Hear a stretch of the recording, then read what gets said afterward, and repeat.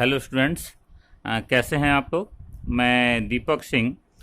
आज का हमारा टॉपिक है कैंसर। ठीक है, हेल्थ एंड डिजीज चैप्टर जो हम लोग कवर कर रहे हैं। तो आज का टॉपिक हमारा है कैंसर। हिंदी में इस कैंसर को कर्क रोग भी कहते हैं। ठीक है, सबसे पहले तो आप समझो कि ये कैंसर है क्या। तो आप ऐसे समझिए कि हमारे हमारे बॉडी में जो सेल्स हैं, हमारा बॉडी सेल से बना हुआ है नहीं, तो हमारे बॉडी में जो सेल्स हैं उनका ग्रोथ, उनकी जो वृद्धि होती है, उनका जो डिवीजन या मल्टीप्लिकेशन होता है वो कंट्रोल्ड फॉर्म में होता है। मतलब जितने सेल की आवश्यकता है बॉडी को, उतने ही नंबर में सेल का प्रोडक्शन या निर्माण होता है। ठीक है, जिसको हम लोग कंट्रोल्ड ग्रोथ बोलते हैं। अब क्या है कि कभी कभी हमारे बॉडी के कुछ सेल्स एबनॉर्मल ग्रोथ और अनकंट्रोल्ड ग्रोथ दिखाने लगते हैं। एबनॉर्मल एंड अनकंट्रोल्ड मल्टीप्लिकेशन दिखाने लगते हैं। मतलब कि असामान्य रूप से और बहुत तेजी से, अनियंत्रित रूप से क्या करते हैं, डिवाइड करना, विभाजित होना शुरू हो जाते हैं। ठीक है, अब इसके कारण से हमारे बॉडी में एक डिजीज डेवलप हो जाता है जिसको हम लोग कैंसर कहते हैं। एक बार फिर से हम डिफिनेशन को समझेंगे। हम लोग बोल रहे हैं कि हमारे बॉडी के कुछ सेल्स जब एबनॉर्मल और अनकंट्रोल्ड मल्टीप्लिकेशन दिखाते हैं, असामान्य रूप से तीव्र गति से जब विभाजित होते हैं, इसके कारण हमारे बॉडी में डिजीज डेवलप होता है। उस डिजीज को कैंसर कहा जाता है। क्लियर हुआ ये कैंसर क्या है। अब समझना जरा सा, जब सेल्स का एबनॉर्मल और अनकंट्रोल्ड मल्टीप्लिकेशन या डिवीजन होगा तो उसके कारण से सेल का एक मास डेवलप हो जाएगा, सेल्स का एक द्रव्यमान डेवलप हो जाता है। ठीक है ना, मास ऑफ सेल्स डेवलप हो जाता है। उस मास ऑफ सेल्स को ट्यूमर कहते हैं। उस मास ऑफ सेल्स को ट्यूमर कहते हैं। ठीक है बात। ये जो ट्यूमर है, आपको ध्यान रखना है कि ट्यूमर टू टाइप्स के होते हैं। ट्यूमर टू टाइप्स के होते हैं। एक को बोलते हैं बेनाइन ट्यूमर और दूसरे को बोलते हैं मैलिग्नेंट ट्यूमर। ठीक है ना, तो हम लोग को समझना है कि ये बेनाइन ट्यूमर क्या है और मैलिग्नेंट ट्यूमर क्या होते हैं। ठीक है ना, पहले समझो बेनाइन ट्यूमर को। जैसे मान लो कि हमारे बॉडी के किसी पार्ट में सेल जो है वो मल्टीप्लाई करना, एबनॉर्मली मल्टीप्लाई करना स्टार्ट किए, लेकिन जहां स्टार्ट किए वहीं क्या हो गया, वो रुक गए। उस पार्ट के जो सेल जो बढ़ के मास ऑफ सेल बना रहे हैं, मतलब ट्यूमर बना रहे हैं, नहीं, वो सेल बॉडी के दूसरे पार्ट में मूव नहीं कर रहे हैं, अपने अगल बगल के टिश्यूज को डैमेज नहीं कर रहे हैं, तब ऐसे ट्यूमर को आप बोलेंगे बेनाइन ट्यूमर। ठीक है, और बेनाइन ट्यूमर ध्यान रखना है कि नॉन कैंसरस होते हैं। मतलब बेनाइन ट्यूमर को हम लोग कैंसर नहीं बोलेंगे। ठीक है ना, इसके ठीक उलट जो मैलिग्नेंट ट्यूमर होते हैं, उनके सेल रैपिडली डिवाइड तो करते ही हैं, तेज से ग्रो और विभाजित होते हैं, वृद्धि करते हैं, विभाजन करते हैं, साथ साथ अपने अगल बगल के सेल को, सराउंडिंग टिश्यूज को डैमेज करते हैं, क्षतिग्रस्त करते हैं। ठीक है ना, मैलिग्नेंट ट्यूमर और बेनाइन ट्यूमर में डिफरेंस क्या हुआ। बेनाइन ट्यूमर के सेल्स जो हैं अपने ओरिजिन पर ही कन्फाइंड रहते हैं, मतलब जहां वो बनते हैं वहीं फिक्स्ड रहते हैं, जबकि मैलिग्नेंट ट्यूमर के सेल अपने सराउंडिंग टिश्यूज को डैमेज करते हैं और साथ साथ ये सेल जो हैं वो मेटास्टेसिस दिखाते हैं। ठीक है ना, मेटास्टेसिस दिखाते हैं। तो ये मेटास्टेसिस क्या है, जब मान लो कि ट्यूमर सेल या कैंसर के सेल अपने ओरिजिन से, जहां डेवलप हो रहे हैं, जहां विकसित हो रहे हैं, वहां से बॉडी के दूसरे पार्ट में जब मूव करना शुरू करते हैं, जैसे मान लो किसी को नेक रीजन में ट्यूमर हुआ, गला के क्षेत्र में ट्यूमर हुआ, और वहां से उस ट्यूमर के सेल ब्रेन में, लंग्स में, लीवर में, नहीं, ये बॉडी के दूसरे पार्ट में मूव करने लगे, तब हम लोग इस कंडीशन को बोलेंगे metastasis. Spreading of cancerous cells to the different parts of body is called metastasis. Clear हुआ ये। नहीं, तो आपको ये समझना है कि अगर ये जो ट्यूमर जो दो टाइप के हैं, बेनाइन ट्यूमर और मैलिग्नेंट ट्यूमर, इसमें कैंसरस कौन होते हैं, तो आप बोलेंगे मैलिग्नेंट ट्यूमर। इतनी बात हम लोग को समझ में आई। अब एक चीज और यहां पे हम लोग समझें। जैसे मान लो कि हमारे बॉडी में हम लोग बोले कि हमारा बॉडी जो है सेल से बना होता है, तो हमारे बॉडी के सेल जो हैं, अब कैंसर वाले सेल तो है नहीं, कैंसर वाले सेल तो कुछ अलग ही टाइप के हो जाते हैं, नहीं? तो कैसे हमारे बॉडी के नॉर्मल सेल से, सामान्य सेल से कैंसर के सेल अलग होते हैं, थोड़ा ये समझा जाए, नहीं? तो जरा समझो, जो नॉर्मल सेल होते हैं उनका ग्रोथ कंट्रोल्ड होता है, नहीं? उनका ग्रोथ कंट्रोल में रहता है, जबकि जो कैंसर के सेल हैं वो अनियंत्रित, अनकंट्रोल्ड ग्रोथ दिखाते हैं। एक डिफरेंस तो ये हुआ।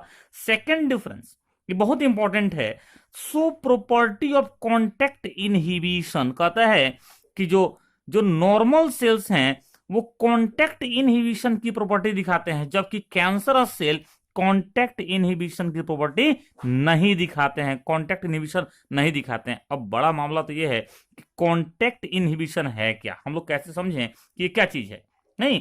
तो ऐसे समझो कि जब सेल का मान लो कोई सेल है, इसका डिवीजन हुआ तो इससे 2 सेल्स बने, फिर इनका डिवीजन हुआ दोनों सेल का तो 4 सेल्स का फॉर्मेशन हुआ। तो ये डिवीजन चल रहा है।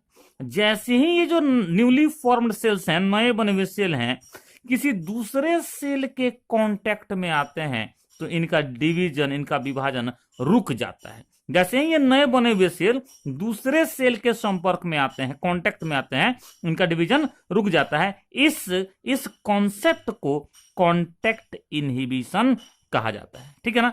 जबकि हम लोग बोले हैं कि जो कैंसरस सेल हैं उनमें एक कांटेक्ट इनहिबिशन होता नहीं है, तब ये करना क्या शुरू कर देते हैं, ये अपने अगल बगल के टिश्यू को या सेल को डैमेज करना शुरू कर देते हैं, और उसके बाद भी क्या होते रहते हैं, मल्टीप्लाई करके अपने नंबर को बढ़ाते रहते हैं, ठीक है? तो ये आपको समझ में आया कि कांटेक्ट इनहिबिशन क्या है।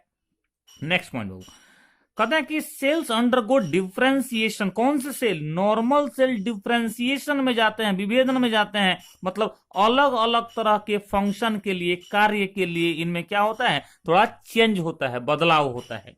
जबकि जो कैंसरस सेल्स हैं उनमें कोई डिफरेंशिएशन, कोई बदलाव, कोई विभेदन नहीं होता है। ये क्लियर हो गया? चलो, जो नॉर्मल सेल्स हैं उनके बारे में एक और बात आपको बताया है पहले ही कि confined to place of origin, जहां बनते हैं वहीं पर रहते हैं, जबकि कैंसरस सेल याद करो तो क्या दिखाते हैं, मेटास्टेसिस दिखाते हैं, मतलब जहां ओरिजिनेट होते हैं, जहां उत्पन्न होते हैं, वहां से बॉडी के दूसरे पार्ट में मूव कर जाते हैं, ठीक है? तो ये तो हुआ किसके किसके बीच डिफरेंस, नॉर्मल सेल और कैंसरस सेल के बीच डिफरेंस। इसको आपको ध्यान रखना है, ज्यादा फोकस आपको कॉन्टैक्ट इनहिबिशन टर्म पर करना है, ठीक है? चलिए, इसके बाद थोड़ा आपको समझना है कि ये कैंसर कितने टाइप के होते हैं, नहीं? तो कैंसर कई टाइप के होते हैं, depending on tissue, type of tissue, किस टाइप का टिश्यू है उस हिसाब से हम लोग कैंसर का नेमिंग करते हैं, उस कैंसर का नाम रखते हैं। तो एक कैंसर का टाइप है कार्सिनोमा। आपको बताया है कि जो एनिमल टिश्यूज होते हैं वो 4 टाइप्स के होते हैं। थोड़ा सा अगर याद करो, ये 4 टाइप टिश्यू के कौन कौन से हैं? एक तो एपिथेलियम है, epithelial tissue. Second connective tissue, याद होगा आप लोगों को। थर्ड बताओ, थर्ड हो गया मस्कुलर टिश्यू, और फोर्थ हो गया न्यूरल या नर्वस टिश्यू। नहीं, तो ये 4 टाइप्स के टिश्यूज होते हैं। अब इन्हीं में कैंसर होगा हमारे टिश्यूज में। तो कौन कौन से कैंसर के टाइप हैं? फर्स्ट बताया आपको कार्सिनोमा। जब कभी भी एपिथेलियल टिश्यूज में या सेल्स में कैंसर होता है उसको हम लोग कार्सिनोमा बोलते हैं, ठीक है ना? अब हमारे बॉडी में जितने भी तरह के कैंसर डेवलप होते हैं उनका मान के चलो कि 80% तो कार्सिनोमा ही होता है। ऑलमोस्ट जितने भी कैंसर का नाम आप सुने हैं वो लगभग सभी, ल्यूकेमिया को छोड़ करके लगभग सभी क्या होते हैं, कार्सिनोमा होते हैं। आपने नाम सुना होगा ओरल कैंसर का, मुंह के कैंसर का, आपने नाम सुना होगा हेड एंड नेक कैंसर का, नहीं, आपने नाम सुना होगा लंग्स कैंसर का, ठीक है? आपने नाम सुना होगा प्रोस्टेट कैंसर का, आपने नाम सुना होगा ब्रेस्ट कैंसर का, ओवेरियन कैंसर का। ये सब के सब क्या है? आपने नाम सुना होगा लीवर कैंसर का। ये सब के सब ध्यान रखना है कार्सिनोमा होते हैं, ठीक है? तो एग्जाम्पल भी हम लोग समझे। सेकंड, सार्कोमा क्या है? ये सार्कोमा क्या है? तो कनेक्टिव टिश्यू के जो कैंसर होते हैं उनको हम लोग कार्सिनोमा, उनको हम लोग सार्कोमा कहते हैं, नहीं? बोन कैंसर अगर किसी को हो जाता है या किसी को कार्टिलेज कैंसर हो जाता है तो उसको आप क्या बोलेंगे? उसको आप सार्कोमा बोलेंगे। ये क्लियर हुआ? थर्ड टाइप है लिम्फोमा। आपको लिम्फॉइड ऑर्गन्स बताया है नहीं, तो लिम्फेटिक टिश्यू में अगर कैंसर होता है तो उसको आप लिम्फोमा बोलेंगे। किसी के स्प्लीन में कैंसर हो जाए, लिम्फ नोड्स में कैंसर हो जाए, तो वैसे कैंसर को हम लोग क्या कहते हैं? लिम्फोमा कहते हैं नहीं। और एक टाइप है ल्यूकेमिया। ल्यूकेमिया, ब्लड कैंसर को हम लोग बोलते हैं ल्यूकेमिया। हमारे ब्लड में जब WBC का नंबर अनकंट्रोल्ड फॉर्म में बढ़ जाता है तब कैंसर होता है, जिसको हम लोग ब्लड कैंसर या ल्यूकेमिया कहते हैं। ये क्लियर हुआ टाइप्स ऑफ कैंसर? अब एक बात का जवाब दो। अभी हाल ही में 2-3 दिन पहले न्यूज आई है कि दो फिल्म इंडस्ट्री के 2 लोगों का डेथ हुआ है और अनफॉर्चुनेटली दोनों कैंसर के चलते मर गए हैं। नहीं, इरफान साहब का डेथ हुआ, इरफान खान का डेथ हुआ है नहीं। सेकंड, ऋषि कपूर साहब का डेथ हुआ है। ऋषि कपूर साहब का डेथ हुआ है। ठीक है, आपको थोड़ा कैंसर पे यहां पे समझने के लिए इस एग्जांपल को रखना जरूरी है। इरफान साहब को जो डेथ हुआ वहां पे बोला गया कि उनको न्यूरो इंडोक्राइन कैंसर था। उनको था न्यूरो इंडोक्राइन कैंसर। ठीक है ना? अब जरा सोच के देखना, इंडोक्राइन ग्लैंड्स होते हैं नहीं, ये ग्लैंड अगर ब्रेन में है तो बोलेंगे न्यूरो इंडोक्राइन ग्लैंड नहीं, जैसे पिट्यूटरी ग्लैंड हो गया। अब क्या है कि जितने भी ग्लैंड होते हैं वो सब के सब एपिथेलियल सेल्स के बने होते हैं। इसका मतलब इरफान खान साहब का जो डेथ हुआ वो किस टाइप के कैंसर से हुआ था? आप बोलेंगे कार्सिनोमा से हुआ था। क्लियर हुआ ये? जबकि ऋषि कपूर साहब का जो डेथ हुआ है वो ब्लड कैंसर के चलते हुआ है, मतलब उनको क्या था? उनको ल्यूकेमिया था। ठीक है, चलो ये तो हम लोग एग्जाम्पल से थोड़ा सा जानने की कोशिश कर रहे थे। अब जो कैंसर कॉज करने वाले एजेंट्स हैं उनको हम लोग क्या बोलेंगे? जिन एजेंट्स के चलते कैंसर हो जाता है उनको क्या बोलेंगे हम लोग? तो उनको बोलते हैं हम लोग carcinogens. Cancer causing agents are called carcinogens. ठीक है, अब ये जो कैंसर कॉजिंग एजेंट्स या कार्सिनोजेंस हैं इनको हम लोगों ने क्या किया है कि 3 डिफरेंट ग्रुप्स में क्लासिफाई कर दिया है। इनको हम लोग फिजिकल एजेंट्स, केमिकल एजेंट्स और बायोलॉजिकल एजेंट्स में क्लासिफाई कर दिए हैं। इनका एग्जाम्पल भी हम लोग लिखा हुआ है, देखो जरा सा, x rays, gamma rays, ultraviolet rays, ये सब फिजिकल एजेंट्स हैं नहीं। ये X ray, gamma ray ionizing radiation है, जबकि ultraviolet rays non ionising radiation है। केमिकल एजेंट्स में देखो ना, टोबैको में निकोटीन होता है, या टोबैको चबाने, स्मोक करने से कैंसर हो जाता है, माउथ कैंसर होता है, लंग्स कैंसर होता है नहीं।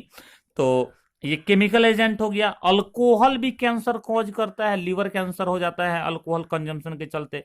कैफीन, आगे आप लोगों को पढ़ना है इसी चैप्टर में, कैफीन टी कॉफी वगैरह में मिलता है, ये भी कैंसर कॉजिंग एजेंट है, ध्यान रखना है। Mustard gas cancer causing agent है। मेटालिक, नॉन मेटालिक डस्ट जो होते हैं, धूल कण जो होते हैं, वो भी कैंसर कॉज करते हैं। कई बार तो कॉस्मेटिक्स में भी कई सारे ऐसे केमिकल होते हैं जो कैंसर कॉजिंग एजेंट होते हैं, जिनको हम लोग केमिकल एजेंट में रखेंगे। ठीक है, बायोलॉजिकल एजेंट्स में किसको रखते हैं? नहीं, तो कुछ वायरसेस ऐसे हैं जिनके चलते हमको कैंसर होता है, और ऐसे कैंसर कॉजिंग वायरस को, कैंसर उत्पन्न करने वाले वायरस को हम लोग ऑन्कोजेनिक वायरस कहते हैं नहीं। अगर एग्जाम्पल लो तो एक वायरस है ह्यूमन पैपिलोना वायरस। ह्यूमन पैपिलोना वायरस, ये वायरस कैंसर कॉज करता है फीमेल में सर्वाइकल कैंसर। सर्वाइकल कैंसर के लिए रिस्पॉन्सिबल होता है नहीं। एक ऐसे ही हेपेटाइटिस बी का नाम सबको सुना होगा, हेपेटाइटिस बी, ये वायरस के चलते होता है। और हेपेटाइटिस बी वायरस जो होते हैं वो लिवर कैंसर कॉज करते हैं। ये क्लियर हुआ? तो जो भी वायरस कैंसर कॉज करता है उनको हम लोग ऑन्कोजेनिक वायरस कहेंगे। ठीक है ना? कुछ जीन्स भी हमारे बॉडी में हैं जो कैंसर कॉज कर सकते हैं, और ऐसे जीन्स को सेलुलर ऑन्कोजीन्स या सी ऑन्क जीन भी कहा जाता है। ठीक है, तो कुछ हमारे ही बॉडी के जीन हैं जो अगर एक्टिव फॉर्म में होंगे तो कैंसर हमारे बॉडी में उत्पन्न करेंगे। ये क्लियर हुआ कि कार्सिनोजेंस क्या होते हैं और कितने टाइप के होते हैं। ये कितने टाइप के होते हैं बताओ? ये 3 टाइप्स के होते हैं, physical agents, chemical agents and third biological agents. अब चलो detection and diagnosis of cancer की बात करते हैं। कैसे कैंसर को जांचा जाता है, कैसे पता लगाया जाता है कि किसी को कैंसर है या नहीं है। ठीक है ना, तो इसमें कई सारे मेथड्स हैं। जब भी हम लोग किसी कैंसर के डॉक्टर के पास जाते हैं, कैंसर के डॉक्टर को हम लोग ऑन्कोलॉजिस्ट कहते हैं, थोड़ा याद रखना, ऑन्कोलॉजिस्ट। जब कभी भी हम लोग कैंसर के डॉक्टर के पास जाते हैं, ऑन्कोलॉजिस्ट के पास जाते हैं, तो वो फिजिकल एग्जामिनेशन करता है। नहीं मतलब सबसे पहले क्या करता है, ट्यूमर को देख करके, दबा के, छू के चेक करता है, नहीं कि ट्यूमर का नेचर कैसा है, बेनाइन है या बताओ मैलिग्नेंट है। ठीक है ना, तो पहला तो हो गया फिजिकल एग्जामिनेशन। सेकंड, जब डॉक्टर को लगता है कि भाई ये शायद कैंसर हो सकता है, तो वो आगे चेकअप करता है। वो क्या कराता है, बायोप्सी कराता है और हिस्टोपैथोलॉजी द्वारा चेक करने की कोशिश करता है। बायोप्सी में क्या करते हैं जरा समझना। बायोप्सी में क्या करते हैं कि जो ट्यूमर है उसके एक छोटे से पार्ट को निकालते हैं सर्जिकल मेथड से, उसको छोटे छोटे स्लाइस में, उस टुकड़े को छोटे छोटे पतले पतले स्लाइस में, टुकड़े में काट करके उसका स्टैनिंग करके माइक्रोस्कोप से जांच के पता लगाते हैं कि भाई ये जो सेल्स हैं वो कैसे हैं, उस ट्यूमर के, वो कैंसरस हैं या नॉन कैंसरस हैं। ये बायोप्सी हुआ।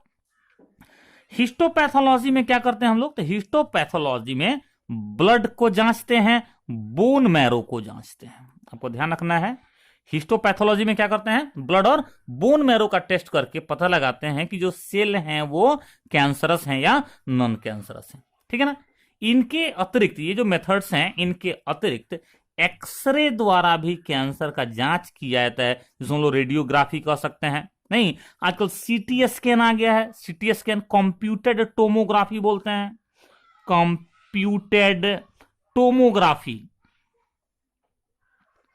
तो इसके द्वारा भी कैंसर की जांच की जाती है। एमआरआई के द्वारा कैंसर की जांच की जाती है। MRI magnetic resonance imaging. तो एमआरआई के द्वारा कैंसर की जांच की जाती है। कुछ कैंसर स्पेसिफिक एंटीजेंस होते हैं, कुछ कैंसर स्पेसिफिक एंटीजेंस होते हैं, तो उनको जांचने के लिए एंटीबॉडीज का यूज भी किया जाता है। ठीक है ना, और अब तो ऑन्कोजीन्स का पता लगाने के लिए मोलेकुलर बायोलॉजी के जो टेक्निक्स हैं, जो तकनीकें हैं, उनका उपयोग किया जा रहा है। ठीक है, तो ये हो गया कैंसर का डिटेक्शन और डायग्नोसिस कैसे किया जाता है। अब फाइनली एक बार अगर कंफर्म हो जाए कि किसी इंडिविजुअल को कैंसर है तो उसका ट्रीटमेंट किया जाएगा। नहीं तो अभी वर्तमान में, अभी प्रेजेंट में कौन कौन से ट्रीटमेंट ऑप्शंस अवेलेबल हैं, एक नजर उन पे भी डाला जाए। तो सबसे पहले हम लिखे हैं सर्जरी। सर्जरी तो लोग समझते ही हैं, नहीं बॉडी के किसी पार्ट को क्या करना, ऑपरेट करके उसको ठीक कर देना। तो सर्जरी में क्या करते हैं हम लोग कि ट्यूमर को ऑपरेशन के थ्रू नहीं काट करके बॉडी से अलग कर दिया जाता है। ठीक है, सेकंड पॉपुलर मेथड जो है उसको हम लोग रेडिएशन थेरेपी बोलते हैं। इस रेडिएशन थेरेपी में क्या करते हैं कि जो ट्यूमर सेल्स हैं उनके ऊपर में रेडिएशन दिया जाता है। वो एक्सरे का रेडिएशन हो सकता है, नहीं रेडिएशन देकर क्या किया जाता है, ट्यूमर सेल्स को किल किया जाता है, मार दिया जाता है। इसको हम लोग रेडिएशन थेरेपी बोलते हैं। नेक्स्ट ऑप्शन है कीमोथेरेपी। नहीं, कीमो वर्ड यहां पर केमिकल के लिए यूज करते हैं। यहां पे क्या करते हैं कि कुछ टॉक्सिक केमिकल्स होते हैं जिनको जानबूझ के पेशेंट को दिया जाता है ताकि कैंसर सेल्स क्या हो जाएं, किल हो जाए, डिस्ट्रॉय हो जाए। ठीक है ना, तो कीमोथेरेपी में जो ड्रग्स दिए जाते हैं उनको कीमोथेराप्यूटिक ड्रग्स भी बोलते हैं। ऐसा समझो कि कीमोथेरेपी से कैंसर सेल तो डिस्ट्रॉय होते हैं, कुछ हेल्दी सेल्स भी डिस्ट्रॉय होते हैं, उसके कई सारे साइड इफेक्ट्स भी देखे जाते हैं। कीमोथेरेपी के कई सारे साइड इफेक्ट्स भी देखे जाते हैं। कौन कौन साइड इफेक्ट, तो हेयर लॉस हो जाता है, बाल्डनेस हो जाता है, हेयर लॉस हो जाता है। नहीं, ये मेल फीमेल दोनों में देखा जाएगा कि जब कभी भी कैंसर थेरेपी कीमोथेरेपी देते हैं तो क्या होता है, हेयर लॉस होता है। एक तो इमीडिएट एक्शन के फॉर्म में अगर देखोगे तो जैसे कीमोथेरेपी देते हैं तो पेशेंट को वॉमिटिंग होता है, उल्टी होती है उसको, पेशेंट जो एनीमिक हो जाता है उसको एनीमिया हो जाता है, पेशेंट में ब्लड की कमी हो जाती है, ठीक है ना। तो ये कीमोथेरेपी की बात हुई। और मॉडर्न थेरेपी में बोलोगे और जो नई थेरेपी है उसमें अब इम्यूनोथेरेपी शामिल है, ठीक है ना। इम्यूनोथेरेपी में हम लोग अल्फा इंटरफेरॉन का यूज कर रहे हैं या फिर मोनोक्लोनल एंटीबॉडीज का यूज कर रहे हैं। आपको ध्यान रखना है कि इम्यूनोथेरेपी में क्या होता है कि दोनों ही, चाहे अल्फा इंटरफेरॉन हो चाहे मोनोक्लोनल एंटीबॉडी हो, ये दोनों ही क्या करते हैं, तो हमारे इम्यून सिस्टम को इंप्रूव करते हैं, इसको मजबूत करते हैं, और साथ साथ और क्या करते हैं, तो ट्यूमर या जो कैंसर सेल्स हैं, ट्यूमर जो सेल्स हैं, इनको किल कर देते हैं, इनको डिस्ट्रॉय कर देते हैं, ठीक है ना। तो ये 4 टाइप के थेरेपीज अभी अवेलेबल हैं कैंसर के ट्रीटमेंट के लिए। एक बार रिकॉल करिए, surgery, radiation therapy, chemotherapy and immunotherapy. आपको एक बात ध्यान रखना है कि डॉक्टर जो हैं वो एक साथ इनमें से कई मेथड्स का यूज करते हैं, नहीं जैसे डॉक्टर जो है किसी पेशेंट के ट्रीटमेंट में एक ही साथ सर्जरी, रेडिएशन थेरेपी, कीमोथेरेपी तीनों का यूज कर सकता है, ठीक है। चलिए, तो इस तरह से हमारे सिलेबस का जो डिजीज सेक्शन था वो आज कंप्लीट हो गया। कल के वीडियोस में हम लोग drugs and alcohol abuse start करेंगे। Thank you.